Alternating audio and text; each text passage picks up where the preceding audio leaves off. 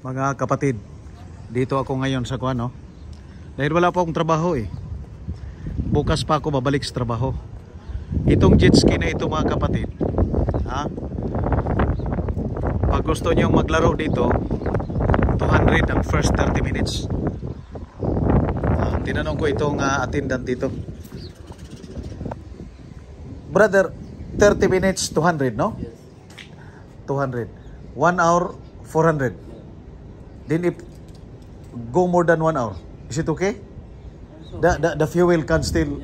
Yeah, 3 hours, no problem. 3 hours? Yeah. So that means if we are going to consume, that's around 3 hours.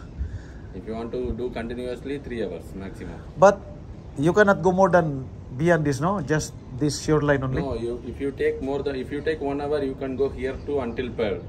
Until Pearl? Yeah, but Pearl inside not allowed, you can play the outside area. You can play outside Pearl and come back? Katara. Katara. Area, My area. God. What if you get loss of the...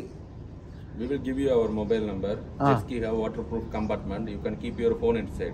Maybe in the compartment? Yeah. Maybe in case of anything happen, you just contact us. We will come there and help you. Very good. But too easy to operate, no? Just go and brake. Just that. Yeah, accelerator and brake. That's it. So you will just orient the first timer? Yeah. Here most of the 90% customers, they try here first time. First time? Yeah. Then the rest... They just come walk here. They look the jet skis. Then All they right. like it after they take. Okay. Thank you, brother. Ito yung nakita ko. Ayan, no? Kakaalis lang nila. Mga baguhan dito eh. Naabutan ko lang dito. Nakita ko na 200 lang pala per 30 minutes. So after 30 minutes, kung gusto mo pag mag-extend or kahit dito kung gusto mong maglaro ng more than 30 minutes, basta yung 30 minutes nila is 200.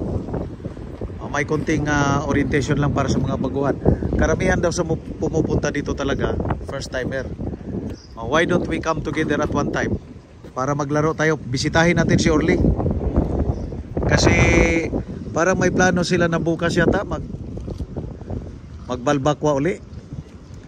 So from here to Katara, from Katara to Pearl, pero hindi tayo makapasok doon sa loob ng Pearl, sa labas lang talaga. So hindi rin tayo makapunta kina Orly. So what is your decision mga kapatid? Parang gusto ko I never tried this yet. Kaya gusto ko itong laruin. Gusto ko bisitahin yung kuan,